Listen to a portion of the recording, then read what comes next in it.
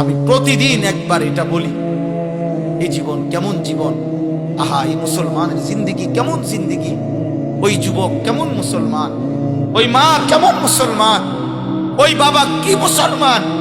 খোদার 365 দিনে 1 বছর টানা কোনদিন যে ফজরের নামাজ পড়ে নাই, আহা এটা কি জীবন, এটা কিভাবে সম্ভব একটা মুসলমানের জন্য, এটা কিভাবে সম্ভব, এটা কিভাবে কল্পনা করা যায়, কিভাবে মানা যায়। আমি কোনো ক্যালকুলেশনে এটা বুঝি না যে মুসলমান একদিন 2 দিন না, 1টা বছর কোনো দিন সে জানেও না তার উপরে আল্লাহ ফজরের নামাজ ফরজ করছে। ওহ, আশ্চর্য যুবক তোমার জীবন, মালিক তুমি এমন ভুলা ভুলে গেলা। শয়তান তোমারে, হাই যুবক বেনামাজি নাফরমান, ইবলিস তোরে এভাবে ধরে নিল। আহ কি কাম দিল তোমাকে, আহারে নাফরমান, হায় হায় নওজোয়ান, তোমার ইবলিস সব মিলাইয়া কয়টা কাম দিল। 1 নাম্বার বলে দিল শয়তান তোমারে যে যুবক তোমার প্রথম ডিউটি সারাক্ষণ চুল নিয়ে পেরেশান থাকবে, সারাক্ষণ টেনশন করবা চুলিটারে কেমনে আর বিকৃত করা যায়। অথচ চুল নিয়ে ব্যস্ত থাকা, চুলের চর্চা করা, চুল নিয়ে সৌন্দর্য চর্চা করা, এটা নারীর স্বভাব। মাঝখানে মোবাইল এটা ধরে রাখলে দিলে ঢোকে না, দিলে জমে না। মনে করেন প্রতিনিয়ত মাহফিল হয়, একজনের পর একজন বক্তা উঠে নামে, একজন আসে আরেকজন যায়। আসলে এটা তো মূল বিষয় না, মূল বিষয় হলো আমি কিছু গ্রহণ করলাম কিনা। কোরআনুল কারীমের মধ্যে আছে আল্লাহ তাআলা বলছেন, আমি আল্লাহ তাআলা আমার সুস্পষ্ট আয়াত আমি নাজিল করেছি কোরআনের মাধ্যমে। কেন? তো আল্লাহ তাআলা নিজে বলছেন, লাল এই ছেলে একদম চুপ, কথা বলবে না, কথা বাকি থেকে বাইরে যাও। লাআল্লাকুম তাযাক্কারুন, আল্লাহ তাআলা বলছেন কেন আমি কোরআন নাজিল করলাম, যেন তোমরা উপদেশ গ্রহণ করতে পারো। কোরআনুল কারীমে আছে আল্লাহ তাআলা বলছেন ইয়াইযুকুম লাআল্লাকুম তাযাক্কারুন, আমি আল্লাহ তাআলা এই কোরআনের মধ্যে তোমাদেরকে ওয়াজ করছি। কেন? লাআল্লাকুম তাযাক্কারুন, যেন তোমরা উপদেশ গ্রহণ করতে পারো। একই বক্তব্য আল্লাহ তাআলা কোরআনুল কারীমে বলছেন মুসা নবীকে, যে সর্বনিকৃষ্ট কাফের ফেরাউন, তুমি তার কাছে যাও, গিয়ে তাকে কালেমার দাওয়াত দাও, আল্লাহর দিকে দাওয়াত দাও। কেন? আল্লাহ বলছেন ওকেও বলো আল্লাহর কথা, লাআল্লাহু ইয়াতাযাক্কারু আও ইয়াখশা, হয়তো সে উপদেশ গ্রহণ করবে অথবা আল্লাহকে ভয় করবে। তাহলে দেখেন, এক ফেরাউনের কাছেও আল্লাহর কথা বলার শোনানোর মাকসাদ উপদেশ গ্রহণ অথবা আল্লাহকে ভয় করা। তাহলে আমরা মুসলমানের কাছে ওয়াজের মাকসাদ কি হবে? উপদেশ গ্রহণ, আল্লাহর ভয়, আখিরাতের ফিকির। তাহলে ন্যূনতম যদি কোনো মানসিকতা না চেঞ্জ হয়, হৃদয়ের মধ্যে যদি কোনো টানা পড়া অনুভূতি, বিবেকের যদি কোনো অনুভূতি না আসে, এর চাইতে ঘুমাই থাকলে ভালো ছিল। এখন তো স্বাভাবিকভাবে ঘুমের টাইম, রাত্র যত ঘুমের টাইম, রাত্র মানে ঘুমের জন্য। তো সেই ঘুমকে কোরবানি করে যদি কেউ বসলেন, অবশ্যই এটা ভাবা উচিত যে আমি কিছু গ্রহণ করলাম কি। আমি এটা প্রত্যেক দিন বলি, এটা মূল মাকসাদ। এই প্রদর্শন, লৌকিকতা, হুঙ্কার, ঝংকার, সুর, টান, এগুলো তেমন কিছু। কারো সুরেও কিছু আই যায় না, কারো সুর না থাকলেও কিছু আই যায়। এটা কেমন কিছু। মূল বিবেচ্য বিষয় হলো আমি কিছু গ্রহণ করলাম কিনা। হাদিসের মধ্যে আছে সাহাবায়ে কেরাম বর্ণনা করেছেন, নবীজি সাল্লাল্লাহু আলাইহি সাল্লামের সামনে যখন আমরা ওয়াজ শুনতাম, তিনি যখন আমাদেরকে ওয়াজ করতেন, জারাফাত মিনহাল উয়ুন ওয়া ওয়াজিলাত মিনহাল কুলুব, আমাদের চোখ থেকে অঝরে পানি ঝরত আর আমাদের অন্তরগুলো আল্লাহর ভয়ে কাঁপতে শুরু করত।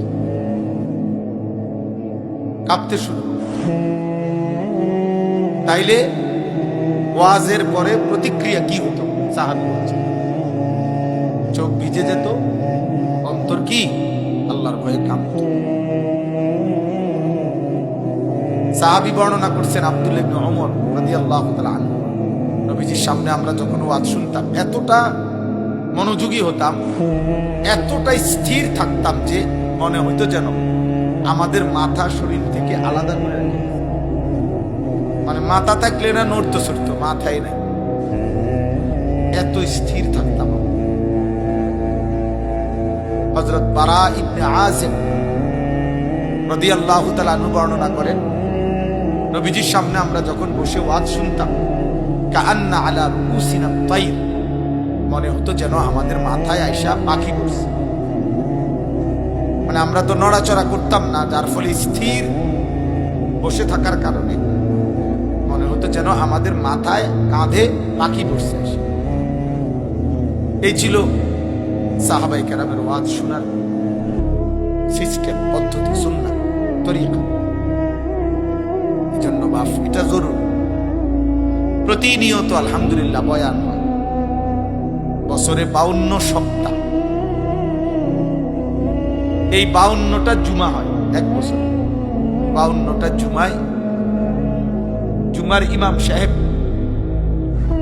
কিছু না কিছু বয়ান করে, 40 মিনিট 45 মিনিট গড়ে 40-45 মিনিট বয়ান করে।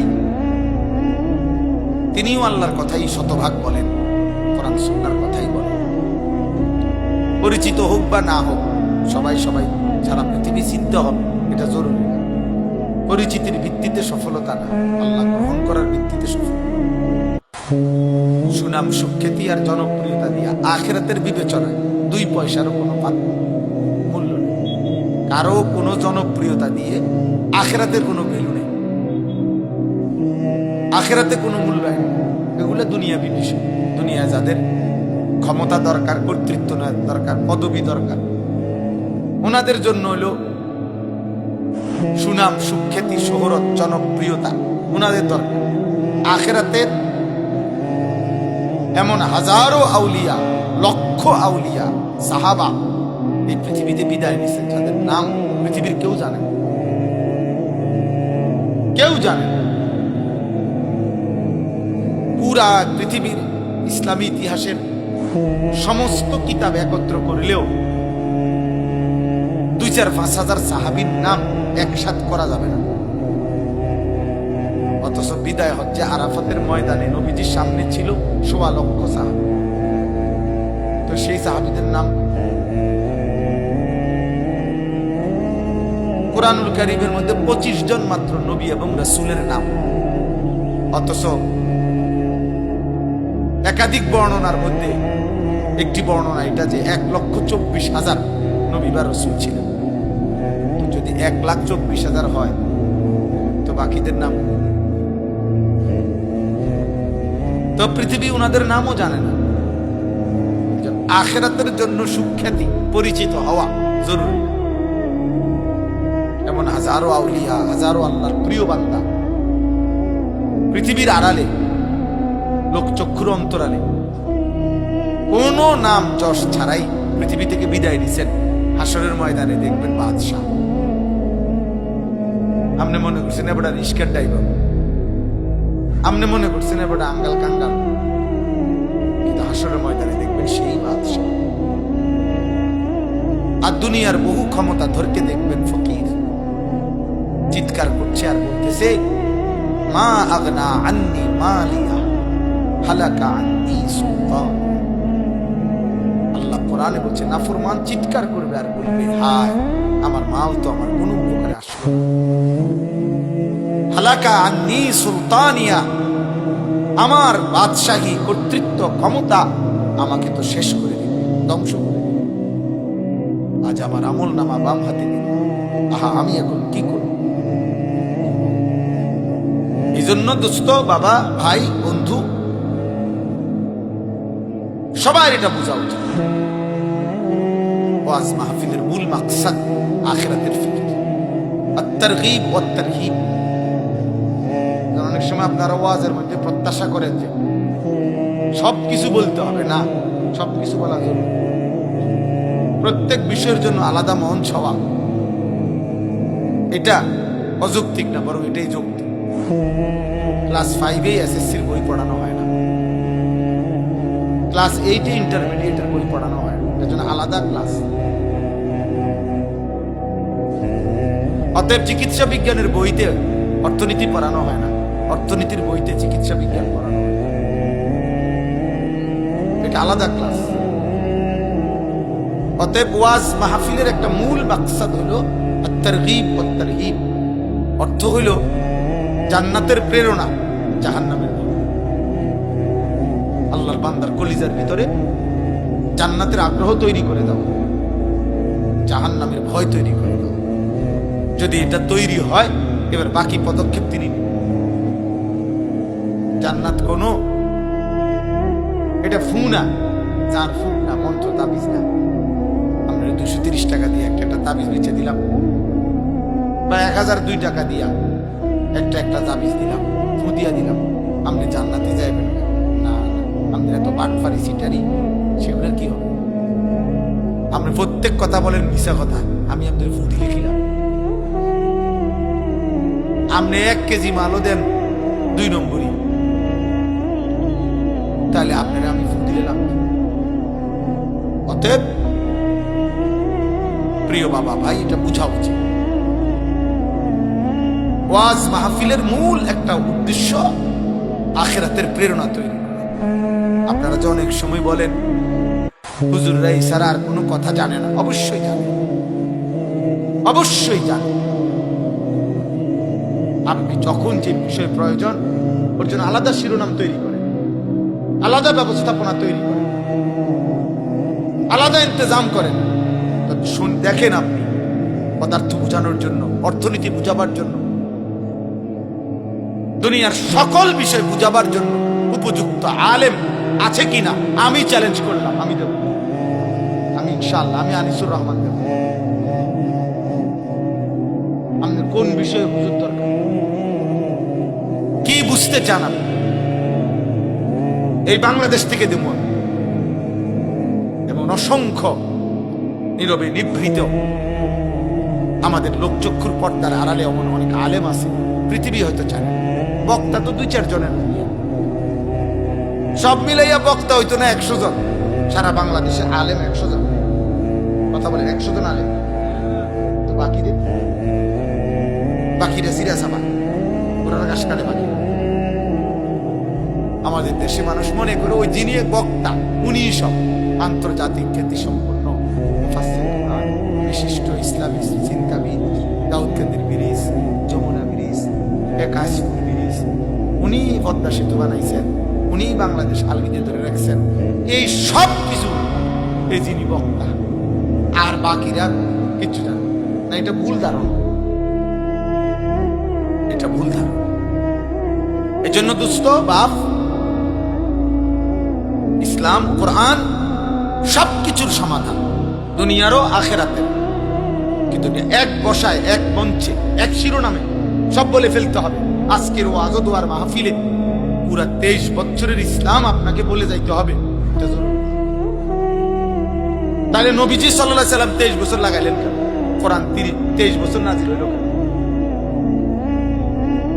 বলেন, 23 বছর কি মামুলি কথা? আমি আপনাদের কাছে অনুরোধ করছি, এটা বুঝতে শিখেন, নিজের জন্য কিছু গ্রহণ। প্রতিনিয়ত আপনাদের মসজিদে জুমার বয়ান হয়, আলহামদুলিল্লাহ। যদি কোনো মুসলমান দিল দিয়া, আন্তরিকতা নিয়ে এই জুমার বয়ানগুলো শুনতো, তার জীবন সুন্দর হতো। কিন্তু সামান্য কয়টা টাকার কারণে উনি মাতবুরি দেখায়, উনি মনে করে ইমাম সাহেব জানে কিনা। আপনি জানেন কি তা এটা বলেন, আপনি কি জানেন সেটা বলেন। একটা বিল্ডিং করছেন এটা জানেন, আমি এটা বিল্ডিং করেন তেমন কিচ্ছু নেই, তো রাজমিস্ত্রি করতে, এটা তো আঙ্গাল খাঙ্গালও করছেন। একেবারে মূর্খ বকলম নামও দস্তখত করতে জানে না, টিপসই দেয়। এ আপনার চাইতে বড় বিল্ডিং করছে, আপনার চাইতে বড় বিল্ডিং এর মালিক, আপনার গাড়ির চাইতে 3 ডবল। ওরকম বহু মূর্খ আছে যে গাড়ি চালায় আপনার 14 গোষ্ঠী গাড়ি দেখছে ওরা। এই মূর্খ আপনি চোখেও বা আপনি আরো ওর সমান গাড়ি কিনতে 1.5 কোটি টাকা দামের গাড়ি কিনতে আপনি আরো 200 বছর চাকরি করা লাগবে। আপনি যদি বলেন তাইলে এগুলাতে সম্মান না, তো সম্মান কিসে? শিক্ষা। শিক্ষাটা কি? যে শিক্ষা মালিক চেনে না, হালাল হারাম চেনে না, পাক নাফাক চেনে না, পবিত্রতা চেনে না, তো এটার শিক্ষা কি? তাহলে এটারও তো কোনো লাভ হলো না। আর দুনিয়াও তো আপনি মূর্খের সমানও পাইলেন না, তাহলে তো এটা পুরো ধরা না, আপনি তো একেবারে ধরা না খাইলেন। আপনি যদি বলেন আমি আল্লাহ ছেড়ে দিছি, কোরআন ছেড়ে দিছি, সুন্নাহ ছেড়ে দিছি, অন্য কিছু শিখছি দুনিয়া অর্জনের জন্য, তো দুনিয়া তো মূর্খ আমনেতে বেশি পাইছে। আমাদের লাকসাম এলাকার একজন লোক আছে, ঢাকা শহরে একটা এলাকা আছে, আমি নাম বলবো না ইচ্ছা করে। ওনার কোম্পানি যেখানে, ওই কোম্পানি ওনার কোম্পানির নামে ওই এলাকার নাম বাস স্টেশন, ওখানে গাড়ি থামে ওনার কোম্পানির নাম কইলে ওই জায়গাটার স্টেশন করে। রামগড় এলাকার মানুষ, ঢাকা শহরে একটা পূর্ণাঙ্গ মডেল টাউনের মালিক, হাজার হাজার কোটি কোটি টাকার মালিক, হাজার হাজার কোটি কোটি টাকা। একদম মূর্খ, বকর, আঙ্গুল দিয়ে দৈরে টিপসই দেয়, মানে উনি নিজে টিপসই দিতে পারেন, আরেকজনের দৈরে দিলে স্যার এনে এনে যাতা। সে কোত্থেকে আনলো এই টাকা? আমাদের অঞ্চলে আমার এলাকায় কয় ওই পাকিস্তান আমলে যে সময় মুক্তিযুদ্ধের সময় তারা বাইকে গেছে না, পাকিস্তানি কয় তারা এই মানে টাকার ট্রাক পাইছে বলে, এরা বলে পাইছে। বিশ্বাস করে মানে আমাকে এলাকার, আমি এটা প্রসিদ্ধ কথা আর কি, যে তারা বলে পাকিস্তানিরা বলে টাকে টাকে টাকা থুয়ে গেছে তার কাছে। মানে এত টাকা মানুষ অবাক যে কিরে মূর্খ মানুষ এত টাকা পাইল, মালিকের ইচ্ছা। এটা কার ইচ্ছা বলেন? দয়া করে। অতএব আখিরাত, পরকাল বিশ্বাস করেন এক মুমিনের জীবনের সবচেয়ে বড় সম্পদ। এক মুমিন যদি আখিরাতের বাঁধন থেকে ছুটে যায়, তার ইমানের কিছুই আর থাকে না,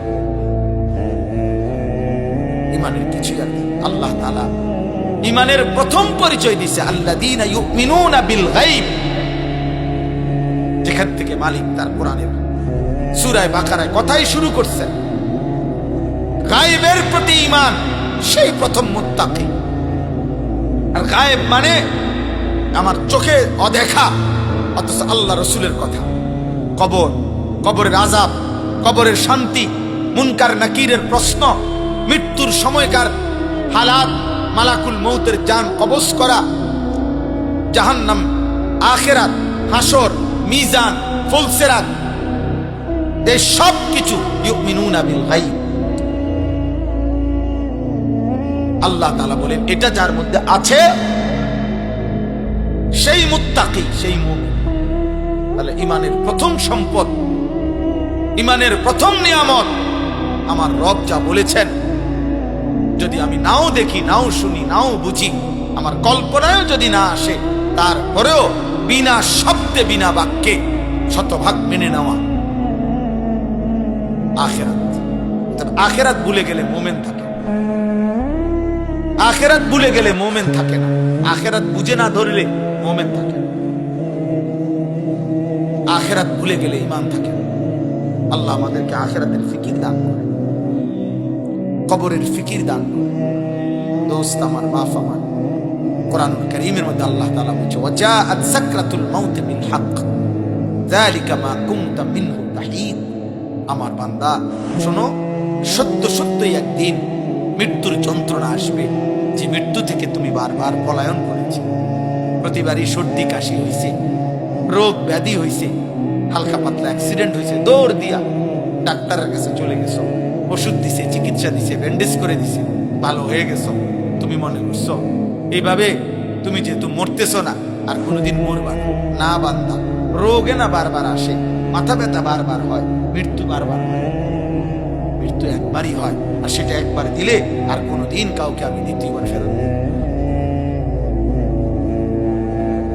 তুমি মাথা ব্যথা আর পেট ব্যথার লোকে মৃত্যুর মিলাই রাখেন। তুমি হালকা পাতলা অ্যাক্সিডেন্টকে মৃত্যুর সাথে মিলাই রাখেন।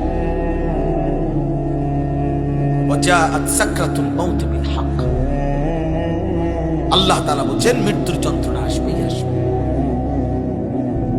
বাবা, মালাকুল মউত আজরাইল জান কবজ করার আগে মানুষের মৃত্যু যন্ত্রণা শুরু হয়। প্রথম সাকরাতুল মউত বলে এটাকে।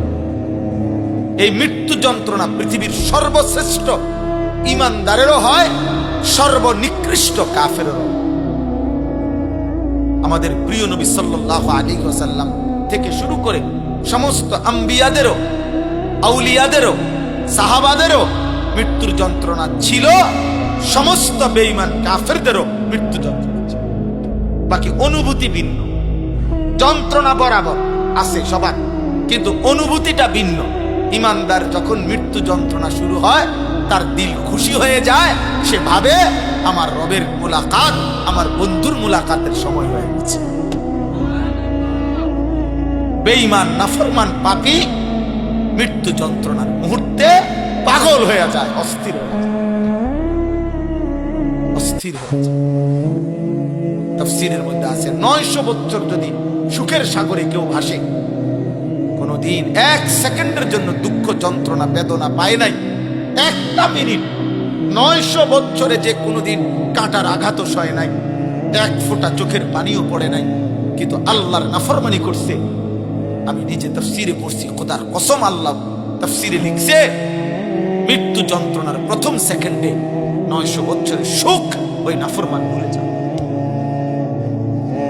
দ্বিতীয় সেকেন্ডে যখন তাকে বলা হবে, হে আল্লাহর বান্দা, বিগত পৃথিবীটা তুমি খুব আরামেই তো কাটাইছো না, আল্লাহর কসম, ওই নাফরমান বলবে, আয় মাওলা, জীবনে সুখ কি জিনিস আমি কোনোদিন দেখিনি, আমি জানি না মাওলা সুখ কাকে। 1 সেকেন্ডের মৃত্যু যন্ত্রণা তার 900 বছরের সুখ ভুলায়। আমার কাছে আরবি কিতাব আছে, ওয়াজাআত সাকরাতুল মাউত বিল হক, এই আয়াতের নামেই কিতাব আছে আরবি। আমি একটা উর্দু কিতাবে পড়ছি, মউত কে পুর আসরার ওয়াকিআত, ওই কিতাবে আছে হযরত ঈসা আলাইহিস সালাম আল্লাহর হুকুমে কবর থেকে, আল্লাহর কুদরতে, ওনার একটা মুজিজা ছিল, উনি কবর থেকে মানুষকে জীবিত করতে পারতেন। উনি ডাক দিলে কুম বিইজনিল্লাহ বললে, নাম ধরে বললে, একেবারে 1000 বছর না, নূহ আলাইহিস সালামের জামানার মানুষও দাঁড়ায় যায়। এটা ওনার মুজিজা ছিল।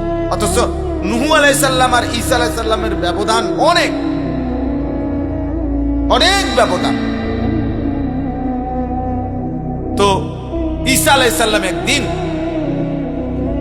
নূহ আলাইহিস সালামের একজন বংশধরকে কবর থেকে তুলছিলেন আল্লাহর হুকুমে। তো নূহ আলাইহিস সালাম ওনাকে জিজ্ঞেস করছেন, আপনি এই দুনিয়ায় কতদিন হায়াত পাইছেন? উনি বলছে 450 বছর। তো উনি বললেন, ঈসা আলাইহিস সালাম বললেন, হে নূহ নবীর বংশধর, আমি যতটুকু জানি নূহ নবীর আমলে উনার বংশধররা তাদের চুল দাড়ি মৃত্যু পর্যন্ত সাদা হতো না। এটা তাফসীরে আছে। ইব্রাহিম আলাইহিস সালামের আগে কারো চুল দাড়ি সাদা হতো না, মৃত্যু পর্যন্ত যত বুড়াই হইতো। সর্বপ্রথম বৃদ্ধের চিহ্ন সাদা চুল দাড়ি আল্লাহ তাআলা ইব্রাহিম আলাইহিস সালামকে দিয়েছিলেন, এরপর থেকে আমাদের পর্যন্ত আসছে। আউয়ালু মান শাবা ইব্রাহিম, তাফসীর ইবনে কাসির আছে, সর্বপ্রথম চুল দাড়ি সাদা হয়েছে যার, তিনি ইব্রাহিম আলাইহিস সালাম। তাহলে নূহ আলাইহিস সালাম তো আগে। তো ঈসা আলাইহিস সালাম জিজ্ঞাসা করলেন, হে নূহ নবীর বংশধর, আপনার চুল দাড়ি সাদা কেন? উনি বলছেন, হে নবী ঈসা, আল্লাহর কসম, 450 বছরে কোনোদিন আমার চুল দাড়ি সাদা ছিল না, কিন্তু মালাকুল মউত আজরাইল যখন আমার জান কবজ করে, জান কবজের ওই 1 মিনিটে, ওই 30 সেকেন্ডে আমার 450 বছরের কালো চুল দাড়ি সাদা হয়ে গেছে। জান কবজের ওই 30 সেকেন্ডের যন্ত্র।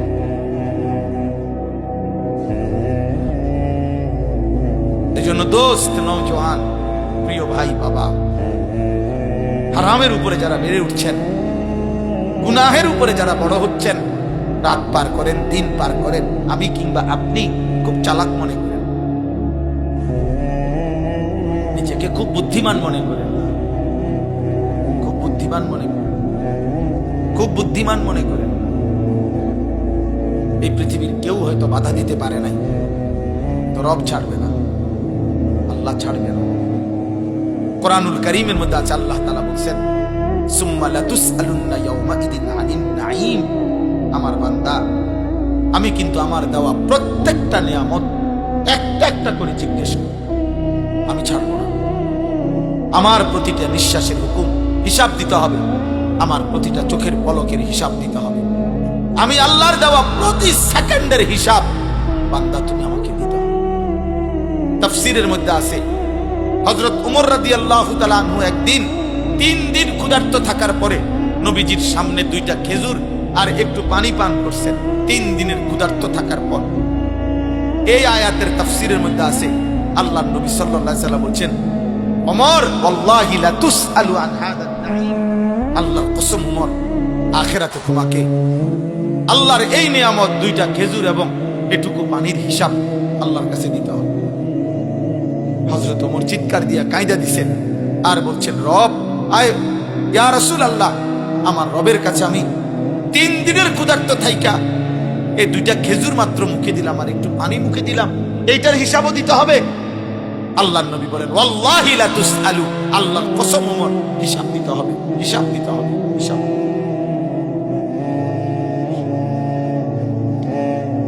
প্রিয় ভাই, বাপ, বন্ধু, নওজোয়ান সাথী, আমাদের প্রত্যেকের হায়াত আমাদের বিরুদ্ধে সাক্ষী। কোরআন শরীফ আছে, আমাদের প্রত্যেকের হায়াত, জীবন, সময়, যাকে আল্লাহ যেটুকু হায়াত দিছেন, খোদার কসম কিয়ামতের দিন আল্লাহ তাআলা আমাদের হায়াত আমাদের বিরুদ্ধে সাক্ষ্য হিসাবে আল্লাহ প্রমাণ পেশ করবেন। বান্দা যখন বলবে, আল্লাহ রব্বানা আখরিজনা না'মাল সালিহান গায়রাল্লাযী কুন্না না'মাল, আল্লাহ এই আখিরাতের এই জীবন থেকে আমাকে আরেকটা বারের জন্য দুনিয়ার হায়াতে ফেরত দেন, একটু সময় দেন, আমি যে আমলগুলো করি নাই তা আবার করব এবার গেলে। তখন আল্লাহ বলবেন, আওয়ালাম নুআম্মিরকুম, আমি কি তোমাদেরকে হায়াত দেই নাই? আমি কি জীবন দেই নাই? এতদিন, এত ঘন্টা, এত মিনিট, এত বছর, এত সপ্তাহ কি দেই নাই আমি? তো তৎক্ষণাৎ আল্লাহ তাআলা আল্লাহর দেওয়া এই হায়াতের পেশ করবেন আর বলবেন, বান্দা, আমার দেওয়া 30 বছর কি করেছে? আমার দেওয়া 40 বছর কি করছে? আমার দেওয়া 50 বছর কি করছে? আমি প্রতিদিন একবার এটা বলি, এই জীবন কেমন জীবন, আহা, এই মুসলমানের জিন্দেগি কেমন জিন্দেগি, ওই যুবক কেমন মুসলমান, ওই মা কেমন মুসলমান, ওই বাবা কি মুসলমান।